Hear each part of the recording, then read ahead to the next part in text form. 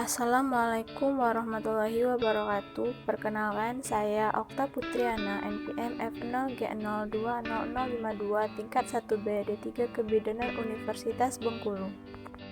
Di sini saya akan menjelaskan sistem saraf pada manusia.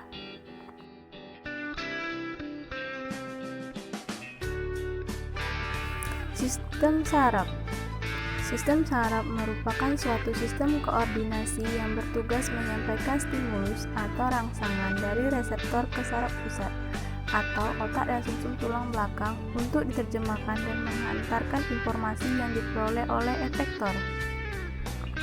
Fungsi sistem saraf yang pertama yaitu input sensori, yaitu menerima rangsangan atau stimulus untuk kemudian diteruskan ke otak dan sumsum tulang belakang. Yang kedua yaitu integrasi. Otak dan sumsum tulang belakang mengolah informasi yang diterima dari seluruh tubuh dan mengirimkan kembali respon yang dihasilkan. 3. Output motoris, mengantarkan impuls ke efektor baik sel maupun organ, terutama otot dan sel-sel kelenjar yang akan menghasilkan respon tubuh.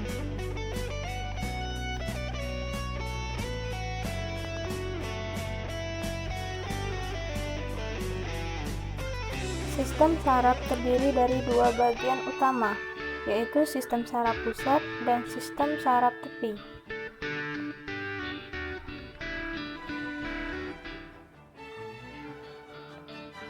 Sistem saraf pusat lokasinya terletak di bagian tengah tubuh, terdiri dari otak dan sumsum tulang belakang. Sedangkan sistem saraf tepi terdapat di seluruh bagian tubuh kecuali otak dan sumsum tulang belakang.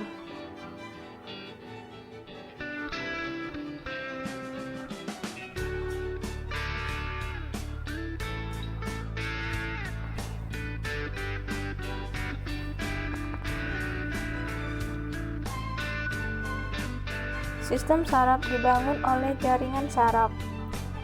Jaringan saraf terdiri dari neuron dan sel-sel glia. Neuron membawa atau mengantarkan impuls saraf. Glia merupakan sel-sel pendukung neuron.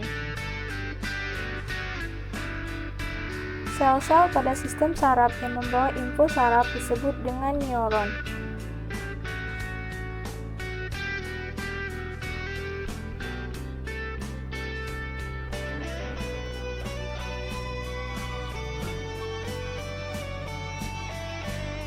Neuron.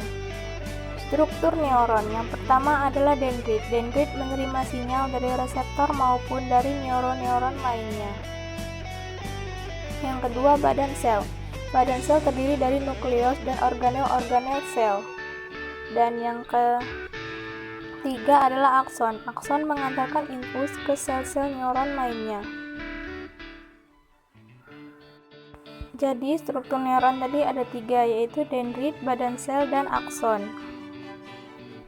Tipe neuron berdasarkan fungsinya. 1. Neuron motorik, 2. Neuron sensorik, dan 3. Neuron intermediate. Pertama, neuron motorik berperan dalam mengantarkan sinyal saraf dari sistem saraf pusat ke efektor. Efektor kemudian memberikan respon terhadap stimulus yang diterima. 2. Neuron sensorik menerima rangsangan atau stimulus seperti cahaya, panas, tekanan, dan zat-zat kimia serta menyampaikan informasi yang didapat ke sistem saraf pusat. Yang ketiga, neuron intermediate berperan dalam membawa impuls saraf di antara bagian-bagian pada sistem saraf pusat. Tipe neuron berdasarkan bentuknya: 1. Bipolar, 2. Multipolar, 3. Unipolar, dan 4. Anaksonik. Bipolar terdiri dari 1 akson dan 1 dendrit.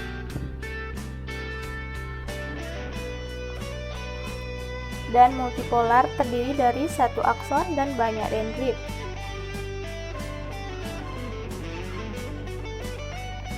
Dan yang ketiga, unipolar, memiliki 1 akson yang bercabang.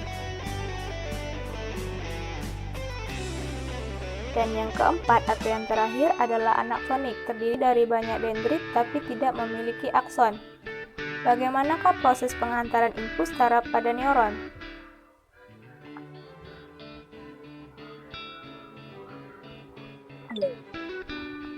Neuron merupakan sel-sel yang mengantarkan impuls saraf. Ketika Ketika akson dalam kondisi aktif, akson mengantarkan impuls saraf. Kondisi ini disebut juga dengan potensial aksi.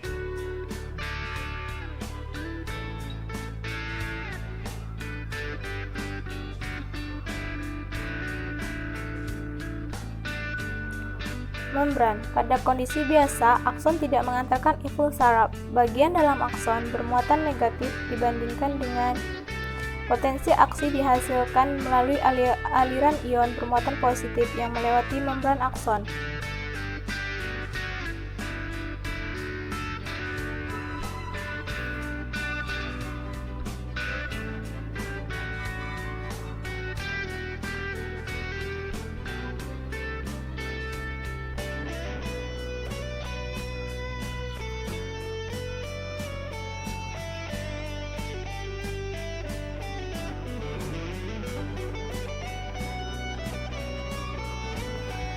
Ketika saluran ion Na positif terbuka, ion Na positif bergerak masuk ke dalam akson. Hal ini menjadikan bagian dalam akson menjadi bermuatan negatif.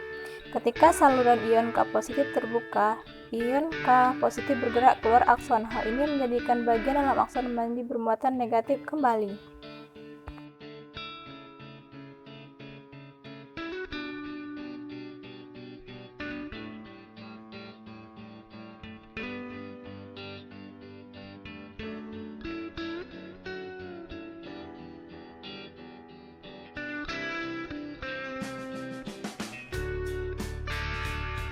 Saluran ion Na positif terbuka, ion Na positif bergerak masuk ke dalam akson. Bagian dalam akson menjadi positif. Saluran ion K positif terbuka, ion K positif bergerak keluar akson. Bagian dalam akson menjadi negatif kembali.